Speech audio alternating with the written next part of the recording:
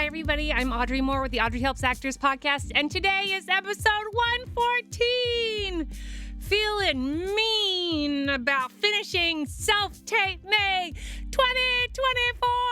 Woo! I'm really proud of everyone who is just taking it one tape at a time. Here's what I want you to know. You are in the final stretch. Okay, whether you've done one tape or you've done 29, yes, there are people out there who've already hit 29, just do one more. If you've done one, I promise you will feel better having done two. If you've done two, just do a third one. Like, it's getting it done. It's just putting your body in. It's getting the people in your life who can help you not just be motivated, but get shit done. That's so much a part of the industry and the ensemble. And I'm not going to lie to you. Our ensemble, group mentality, it's been shattered by a long pandemic and strikes and depressions and all of those things. And we are coming together in this art form because it is an ensemble creative process. So call a friend, call your mom, hold your dog, and do a self-tape today and just get as many done as you can. I promise you will feel better because the truth is actors need to act.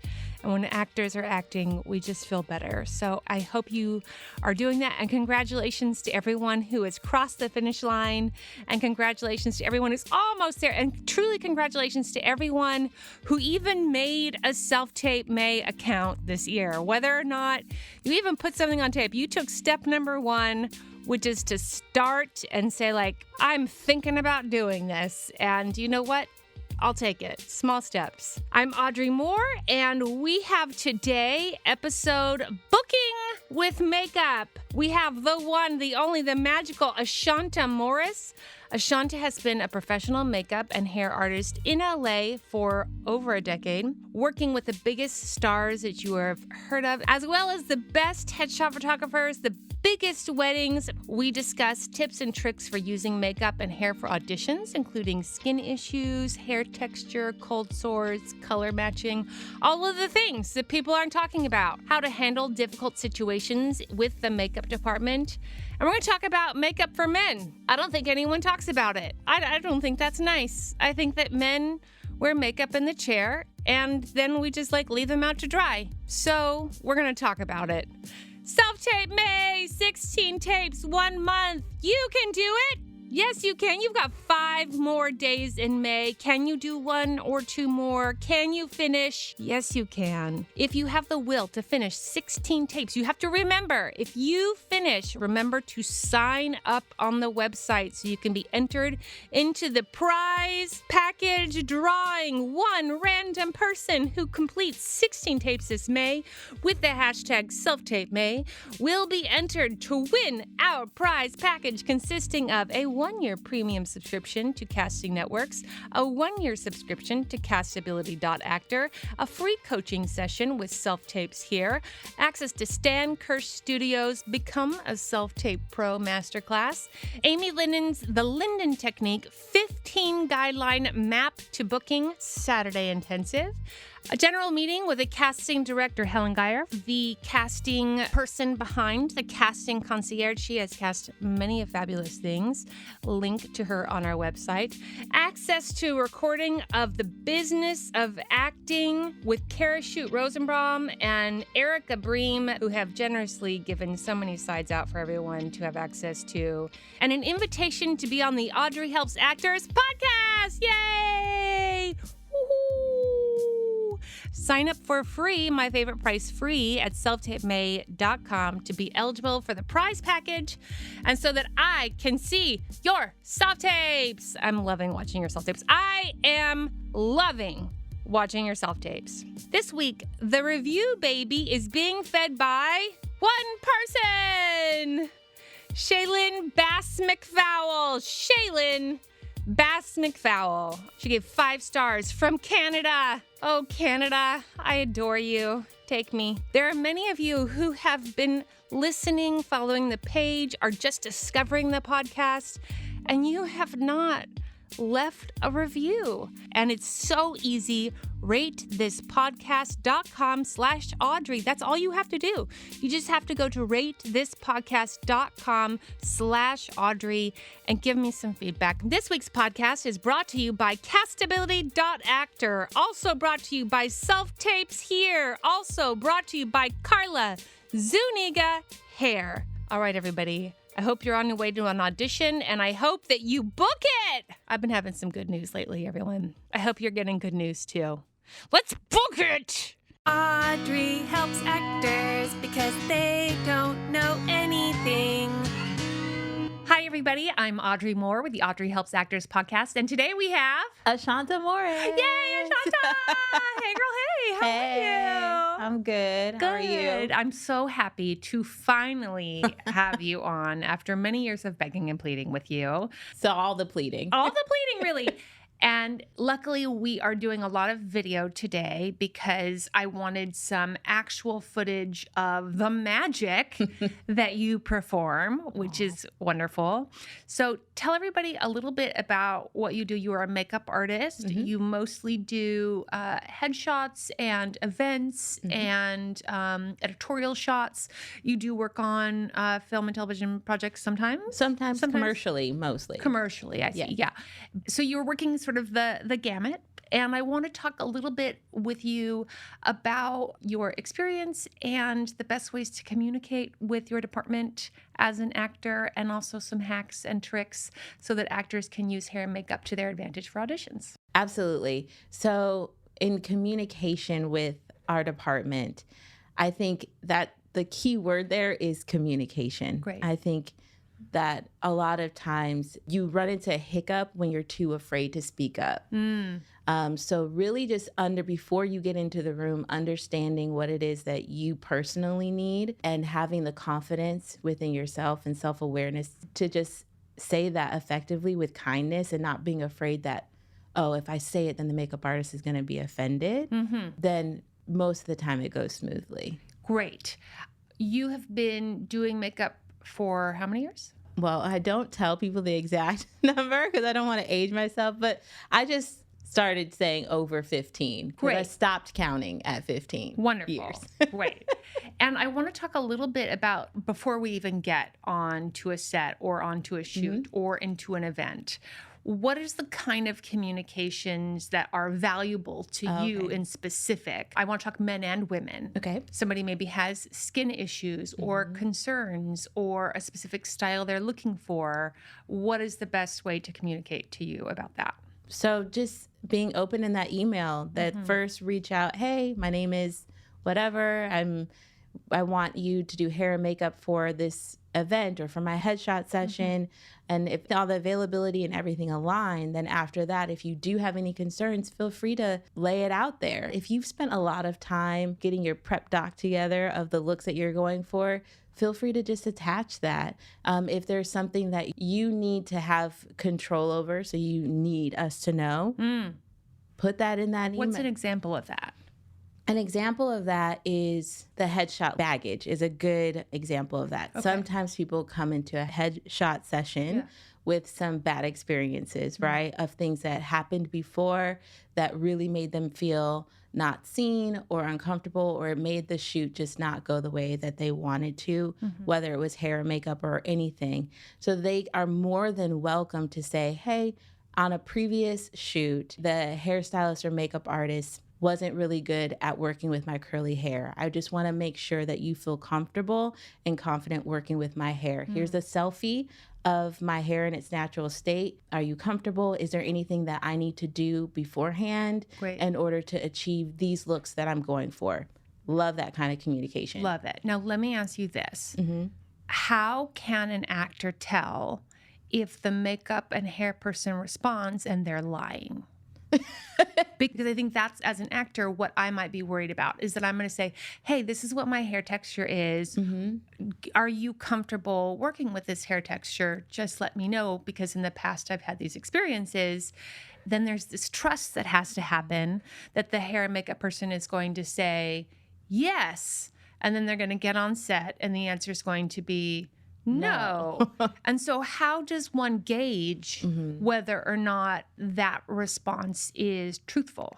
I mean, all of my colleagues aren't going to lie about that because it's not fun for anybody to be in a position to not have the tools or the ability to accomplish the goal at hand. So my colleagues, the people that I've worked with, they are all professionals, are not going to put themselves in the trenches like that. Right. In the position to Fail. Fail. Yeah, because it is quite vulnerable, the chair. And I always tell people that when one of the things I had to really learn was getting into the chair, for some reason, this like magical spell is cast over me, and I become very vulnerable in a way that is just surprising. I would say I'm more, as you know, free to speak my mind, free to ask for what I want, but there's this sense of like, well, I am not the expert at hair and makeup, and you, person who does hair and makeup,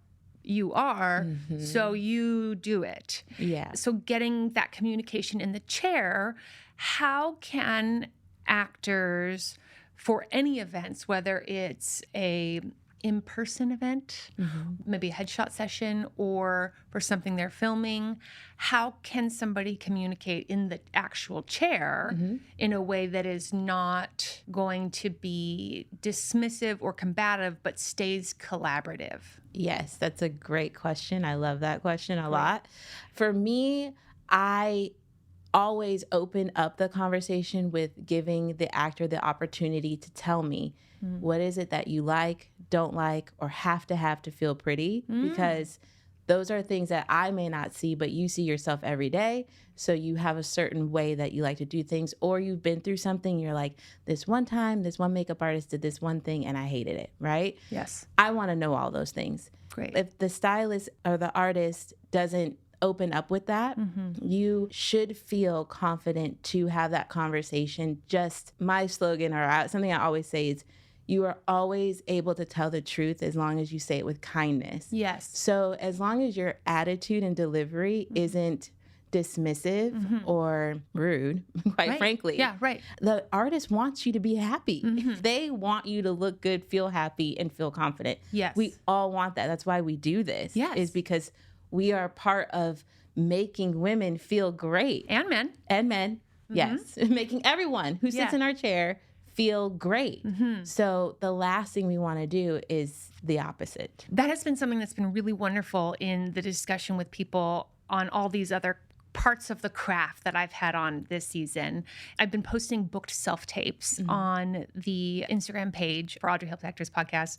And I'm seeing a lot of choices being made about hair and makeup and wardrobe to help sort of lift the character out of this abyss of just like a background of nothing and into a fulfillment, a visual fulfillment of like, here's this character, here's this person coming to life. And one of the things that's been so valuable is hearing everyone on your side of the camera talk about like, I love doing this. I love helping people achieve the look that they are looking for. 100%. It's one of those things that I think, because the acting profession is inherently very self-involved, it's like us and we're looking at us and we're talking about us and blah, blah, blah, that we forget like, oh, right, like, no, you like doing this. Yeah. Yes. And you like to collaborate. Yes. And make things happen. Yes. So I'd love to now talk about some horror stories that I have. Okay. Mine and not mine, and how to best handle these horror stories. Okay. So one horror story is somebody who actually has skin issues. So I have a dear friend of mine who's been on this podcast before who has really cystic acne. Okay. And she went and did a headshot session, and the makeup artist gave up at one point and threw the brushes down and said, I mean, I can't perform miracles. I'm sorry that happened. I was also sorry that happened. I'm sorry. That was awful. And so I would like to ask for people who do have skin issues like that, maybe patchy skin, dry eczema, things like that. Yeah. We have emails now. Is that something that maybe is a conversation that can be had? How could it have been averted or avoided in the first place? Well, her skin is her skin. So I'm not sure how to avoid her showing up with her skin. I mean, and I would assume for the most part, most people do try to take care of themselves before they come on set. Like, no one's trying to be filmed not their best. Yes. So in that particular scenario, with the information that you've told me, the artist should have just played the role of trying to make that person feel as supported as possible. And do you think that the actor perhaps in the future can or could, just like with maybe a hair texture, let the artist know ahead of time, hey, I have cystic acne. Yes, of course. And I just wanted you to know. And in the past, I've had some traumatizing experiences. My skin is what it is. I'm working on it. Yeah. But do you feel comfortable with it? Do you have the tools? Do you feel comfortable working with this? Are you able to work with this? Do we need more time maybe? Yes. And sometimes that email, that pre-communication will lead to an education about how the artist will handle it, because makeup covers color, it doesn't cover texture.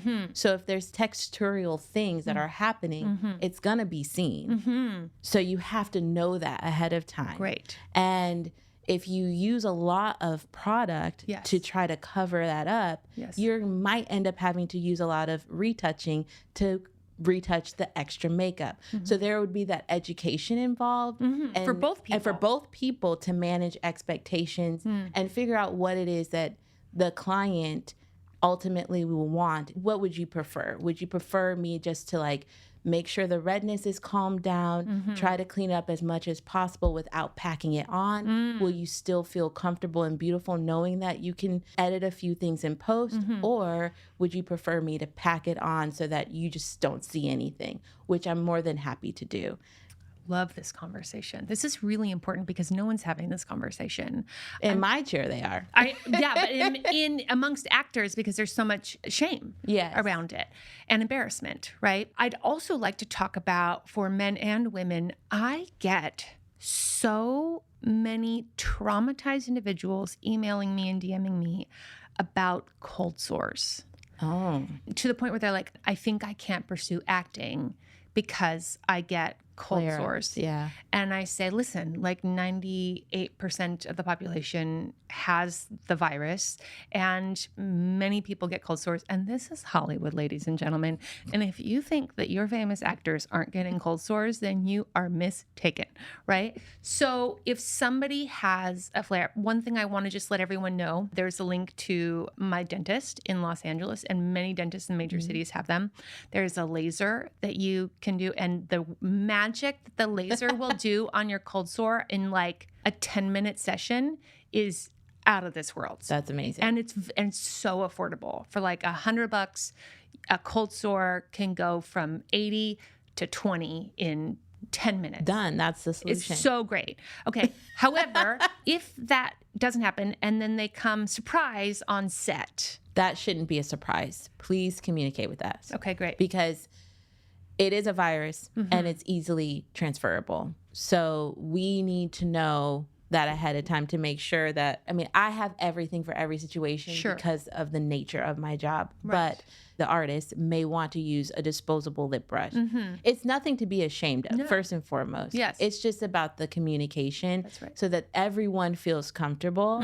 Maybe they're used to using brushes to apply the makeup and then they would change it to a sponge. Yes. Just to make sure that their sanitation is correct and that, you know, they're not transferring it to the next person. Right. There's not cross-contamination happening. That's all that needs to happen. There's nothing else. Like, they don't need to cancel anything or, you know, unless emotionally you feel too vulnerable. They feel a certain way about it, which that's on them. But the artist will know what they'll do.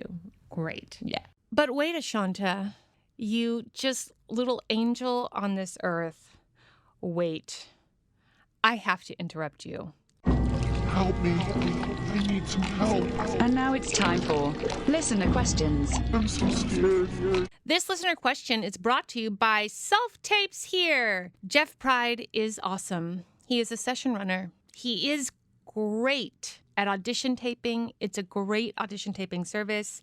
I use his service myself. All my friends use his service. He does coaching. He's also just a fantastic actor and reader, and he works all the time, all genres. He's booking drama. He's booking network comedy. He's booking multicam. He's booking commercials. Like, if you want somebody who can read with you and act opposite you in all of the genres, Jeff Pride is the person. So message Jeff on Instagram at SelfTapesHere. Call us with your questions and stories, 667-ACTOR-70. That's 667-ACTOR-70. Are you doing SelfTapeMay and are you getting results?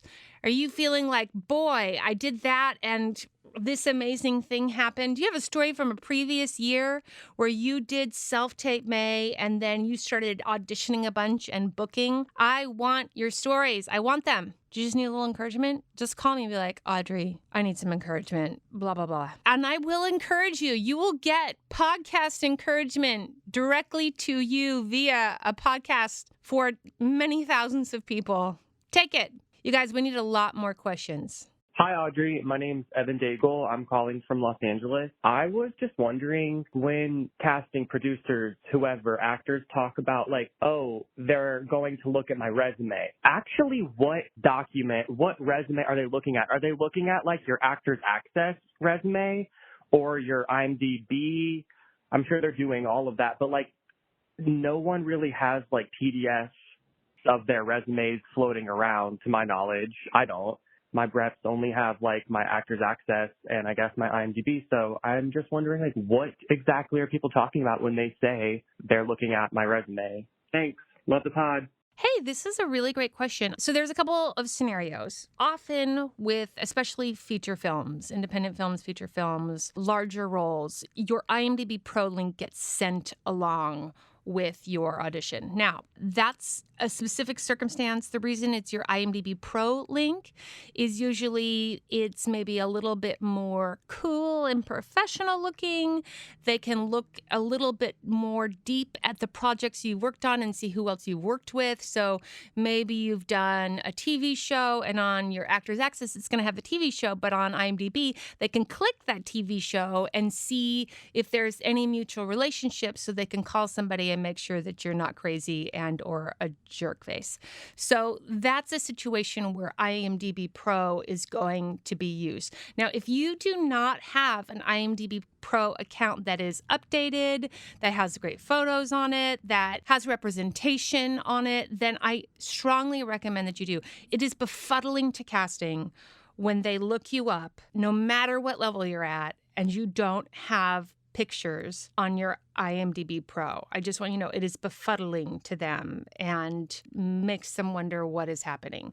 So it's a part of the price of being an actor. You have to have an IMDb Pro account. You're just going to have it. All I do is go on IMDb Pro and obsess over actors all day. Is it because I'm a workaholic? Yes. Also, is it satisfying? Yes. Is it also a little crushing? Sometimes, but sometimes it's really inspiring. In terms of who would be sending your Actors Access resume, if they are sending forward your tape via EcoCast, then my guess is they also are then getting a link to your resume. Your audition is attached to your profile.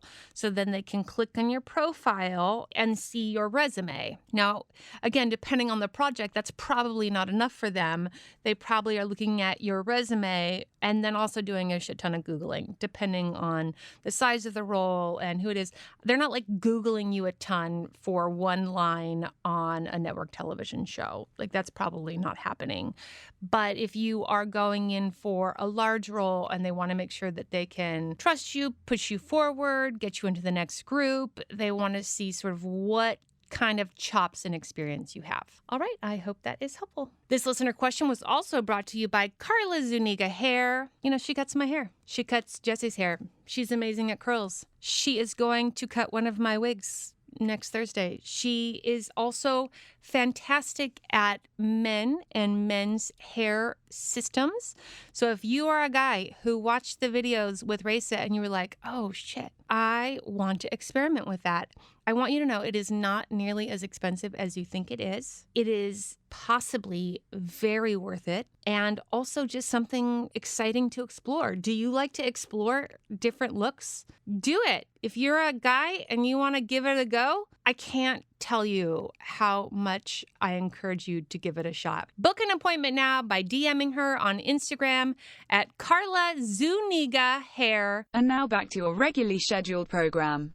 Okay, let's talk about other things like color matching. So this is a big thing. Pigmentation, all skin colors, right? How can an actor communicate either beforehand or during about color matching, or even a makeup that is making the actor feel uncomfortable? So most of the time, especially if you're Black, there's just trauma around the color matching situation. Yes. Just is what it is. All of my colleagues are all different ethnicities and they handle all skin tones perfectly. And I know the people that you recommend handle all skin tones perfectly, but there is a trauma around it. Yes. So again, send that email. Hey, this is a picture of me. And do you feel comfortable? Do you feel comfortable? Let them say yes or no. The other thing, if you don't feel, have the time to send that email, you are more than welcome to bring your foundation with you. I don't think you should have to. Right. But if that makes you feel safe, do it. Okay. Because you know that you have a backup plan. And when you're in the chair, if it's not matching, it's not matching. You need to And so how do you communicate that? As long as you tell the truth with kindness, it is not up to you to manage how other people are taking it. I think when you're looking, you can always say, I like to be more bronze. And I know that there are some artists who have their own ego attached to things.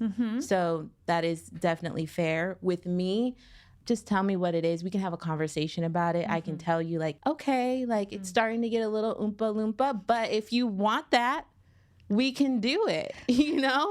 I am more than happy to have the conversation with you about it and have that free and open dialogue.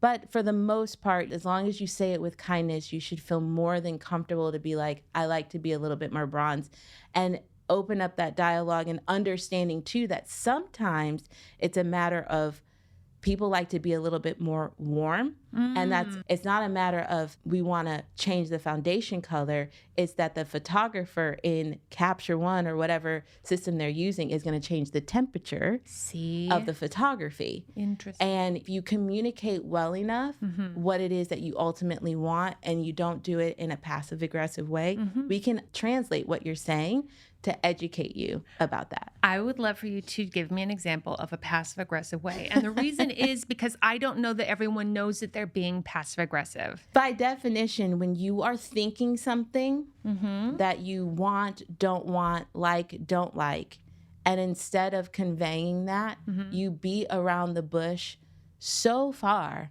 But give it to me. That what does it sound like? It sounds like, so I'm not sure that this is the right foundation. I don't know. What, do you think it's too light? Do you like to be warmer? I don't know. You're the expert.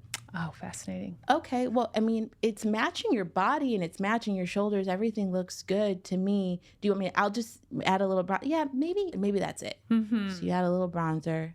Okay. I guess you're the expert. So then you start taking photos. They might see a couple test shots and they're like, something's not right. Something's not right. Oh, okay, what is it? You go through all these things. It's been like 30 minutes of trying to figure it out. And the whole time,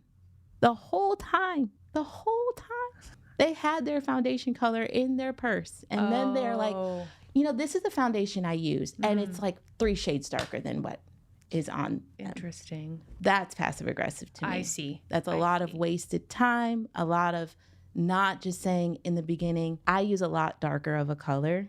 I'm usually not this light and I'm not comfortable being this light. So then it's not even about whether or not it matches. It's about what you want. Great. Great. Let's do what you want. I love that you said that because I'm always talking to actors about taking artistic responsibility. And the number of times I have thought, this is what I want. And I'm like, I have an idea.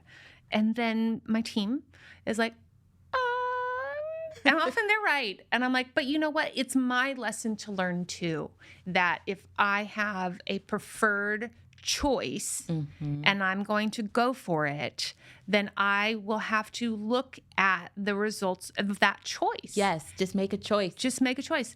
One thing that I have done, because as you were saying the passive aggressive, I was like, I think that was me, is I go, because my neck is weirdly several shades lighter than my face. And everyone's like, what do you do? Do you just like walk around with like a shield under your chin? Or like, nobody knows.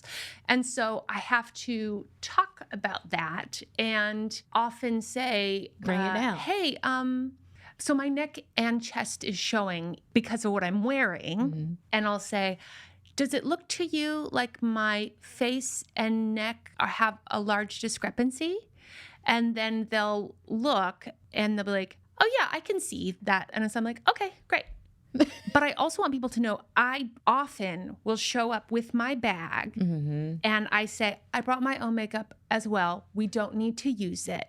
But if it's helpful to you at all, here it is. Love it. And I open it up and I just have it sit there. Also, though, I want everyone to know, this is not like random stuff I got at CVS. This is stuff that I texted Ashanta and I was like, hey, what is that stuff that you used on my cheeks? And she will tell me, and then I go and I buy it. And so this is stuff that I know has worked for various looks, and I'm bringing it to set because I know that professionals have taken it and used it, and it works on me time and time again. Yes. And so I say that. I'm like, so I brought my own stuff. Here you go. Also, another thing I want to ask is people bringing their own brushes for sanitation reasons. I don't mind it when people do it. It's only happened a couple of times. If you have a need and it makes you feel comfortable and you're like, I want you to use my brushes, sure. I sanitize and clean all of my brushes. I've never had anyone have any issues with my brushes. My brushes are really good. And I know I have all the brushes to complete all the tasks that I need them for. And if there isn't like a very good specific reason why we need to use your brushes, sometimes it can be too limiting. Yeah. But bring it. If it makes you feel comfortable and confident, by all means, bring it. That happens too with lipstick shades. There's some people, especially as you've been doing your makeup more and more, there's this one color and the only color that they like on them. But then they didn't bring it. And then through description, I have to try to match it perfectly.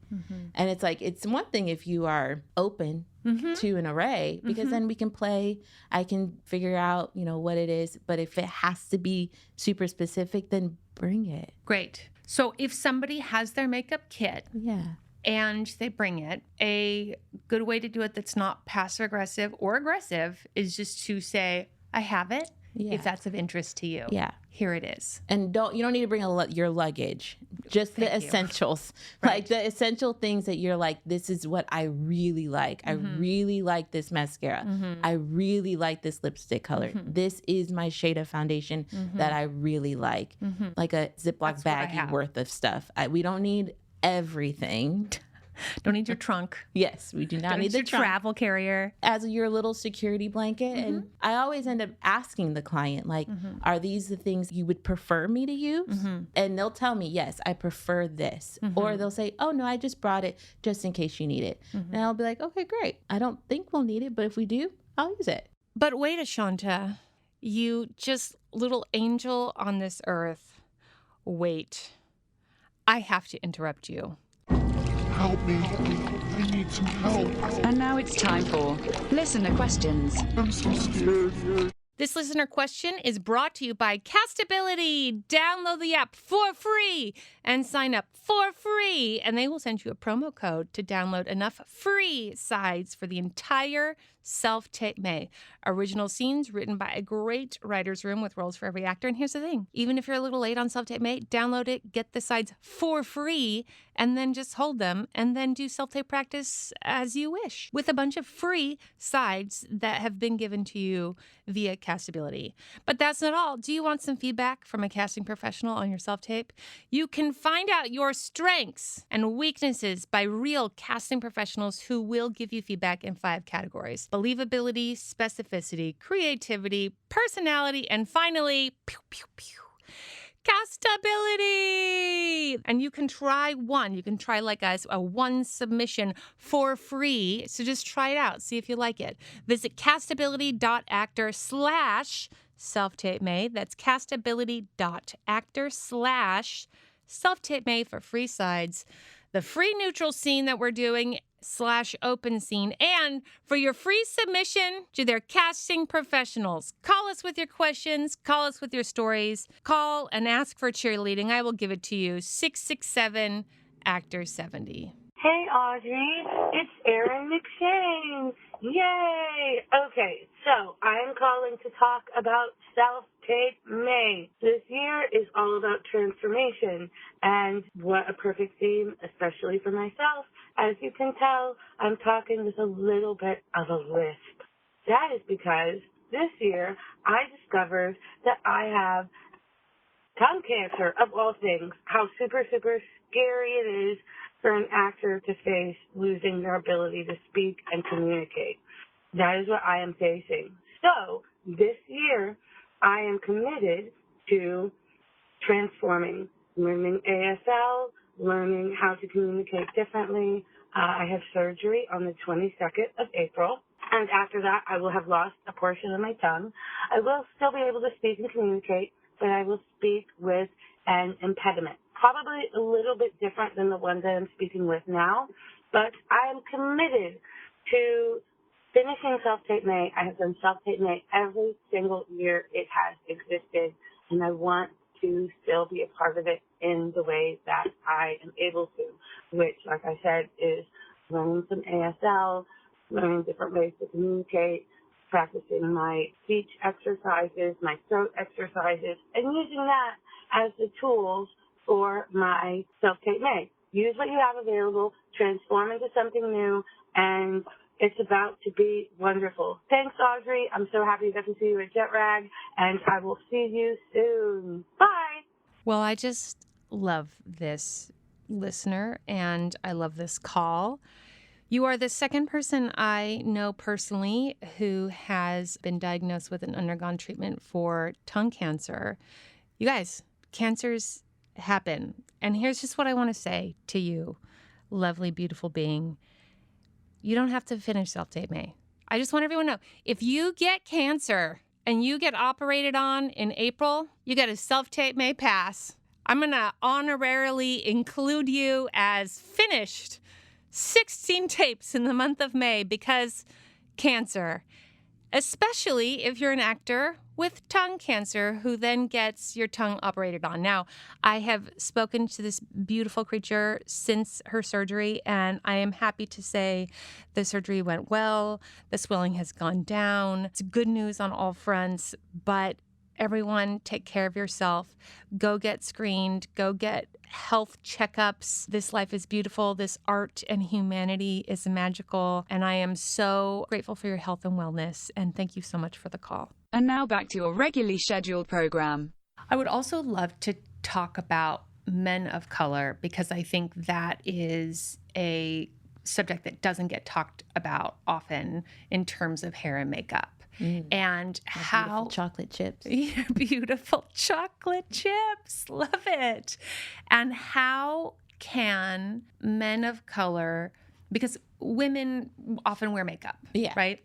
And so maybe a lot of trial and error has already occurred. But for men, do you have any advice, tips, tricks in terms of communicating their needs for hair and makeup before and during sets? I don't want to leave that group out. Oh, yeah. Thank you. That's nice of you to do that. Yes, I would definitely, because there's a lot of different ways to do my men of color's hair or even just short hair in general, if you don't plan on going to your barber ahead of time for whatever shoot, then you need to let whoever's on set know how you intend to come and what your ultimate end goal is. Because it may not be something that's within their realm, because barbery is not part of the hair and makeup process the same way that we don't cut hair, a woman's hair, or any long hair. And if we are cutting even bangs, that's a kindness. That's not necessarily part of the expectation. So just like being aware of barbery is not included. And if you have some certain desires, make sure to reach out and be like, hey, I think I might need a lineup on my neck. Are you comfortable with that? Great. Or, my hairline is a little off. I usually fill that in, giving them a heads up to that to make sure that they feel comfortable doing that. They know how to do it. I mean, it's a very easy thing. It's the same thing as filling in brows, to be honest. And what about for them color matching as well? The foundation? Yes. It's the same as everybody. Great. Yeah. There's no difference. Skin Just is a skin. conversation. Skin is skin. Yeah. I just wanted to make sure that everyone feels included in the conversation about the communicating of, especially people who maybe don't wear makeup consistently. Do you recommend that perhaps going into a makeup store and finding a couple of shades for themselves? Yes. I recommend that for everybody. Great. I really do. Yeah. Especially if you're an actor, which that's our target audience, our actors. You should know your foundation color and you should know how to do a basic look on yourself. Yes. So that brings me to a really great conversation. One, I want to talk as we wrap up about makeup lessons. It is common and good for actors to get some basic looks down in terms of makeup. And so makeup artists such as yourself are available, everyone, for hire to have you go to their place or them to yours and teach you certain looks. But then whatever they use, you need to go get. Because one of the things I hear so often from everybody, casting, agents, actors, is they have a headshot that gets them in for everything. Yeah. And then they don't know how to execute the look that their headshot is. And so they're essentially having a picture of like an apple and they're bringing an orange and then they don't understand why they're never booking apple. And I'm like, well, you didn't do it. So if you go to a headshot session or you go to an event and Ashanta has done your hair and makeup and you love it and you want to be able to repeat that look, they can contact you for a lesson. Yes. And you will show them. Yes, absolutely. And obviously everybody's hand and the artistic eye is a little different. It's not going to be exactly like sometimes we run into the little hiccup during a session where they're like, I don't know if I can repeat that verbatim or be as good as you. You're not. I've been doing it for a long time. I would hope that someone who hasn't isn't as good as me, but hey, but to be in that ballpark, to be able to get that vibe of a natural, fresh look, or you're going out and you look a little bit elevated, a little bit more done, like you took a little bit more time. You should be able to do that. And it's not that difficult. Everybody can do it. Also, look a little worse. Listen, actors, listen to all of us, myself included. We drink a lot of water. And most people don't drink as much water as actors do. But we drink water, we eat salads, we do a lot of yoga. You guys are hiking all the time. You're covering yourself with so much sunscreen. You're like a reflector shield at like Griffith Park, right? And so just know, like, most people are not as brilliantly healthy and well taken care of as you probably are. And a lot of the best characters are gritty and have a little rough to them. I often get cast and I make myself down instead of make myself up. Yeah. And so that's a skill set. If you're a person who auditions for characters that don't have the time, energy, and money to, quote, take care of themselves, Yeah. then having somebody teach you a few tips and tricks in order to quickly make that happen for yourself, for the character. 100. I know people, myself included, who have booked multiple times because of those adjustments to make myself under. Last thing that I really think we need to address. Okay. Makeup artist, do an actor's makeup. Actor goes to the bathroom, takes off all their makeup, Wow. and redoes it themselves. Okay. What is to be done? If we're on set and you are being paid to look a certain way that the director and the artist have talked about, so it's not up to you to change it. It's up to the people who are paying you to be there. It's up to them to decide how you look, not up to you. Yes. And it's a very big disrespect to everyone involved, not just the artist, but to the director, the people who made the decision about that. It's completely disrespectful. It's out of the pay grade on so many levels. Great. And should not be done. Thank you. Because I know it happens a lot. And I think it's because we're used to seeing ourselves in a certain way. And seeing yourself in a different way with different makeup styles can be jarring. Practice maybe ahead of time how to have that communication during the makeup session while you're in the chair. Yes. If you have the balls to be able to get up and go to the bathroom and wash it off, you need to have the same set of cojones in the chair to say, hey, I'm not used to seeing myself like this. Is it out of character if I add a little bit of eyeliner? And they say, yeah, no, it's not appropriate for this. And then you have to surrender to that. Yes. Surrender is, one of my favorite words. It's so good. Okay, great. Okay, so wrapping up, social media, where can they find you? Ashanta Artistry. Also, Ashanta is a real estate agent. If you are looking to buy or sell, give her a little reach out. Everything about Ashanta is magical. I want you to know, Jesse and I, Ashanta is one of our most favorite You guys people are my most favorite people. She is as good of an angel on this earth, honestly, as it gets, truly. And so if you want to buy or sell a house, that's who you want to work with, is just what I want to say. Okay. Do you have any questions for me? Oh, man. So many things. How do you do it? Oh, God. How do you do this? I nap a lot. People would be surprised by That's it. You sleeping actually a lot. nap. Yeah, I'm like a high energy to crash to high energy. That I did not know. No, nobody does. That's how you do it. That is how I do it. You regain your power. You plug in. That's exactly it. I recharge. People would be shocked at the amount of sleep that I get. I am shocked. You would be. The fact that you said you nap, I'm like. I nap too. I'm not talking like a 20-minute nap. I'm talking like she goes down. She's down for the count. Jesse calls it my witching hour. Like a baby. He's like, it's almost witching hour. Because he knows, keep the spirit alive. I think that that's amazing for people to know that you do that because you are very successful. It seems like you're doing so much that it would be chaotic and no time to actually take care of yourself. So knowing that is inspiring. I love that. Well, I'm also going to therapy for being a workaholic. So there's that. But at least you nap. I do nap. I really do. And I prioritize relationships. I prioritize my health. I prioritize that above and beyond all else. And I create, as you know, because you're a part of it, I create an incredible team of support. Yeah. That are people that I am honored to work with and around. I think that's why you are still a good person. Oh, thanks.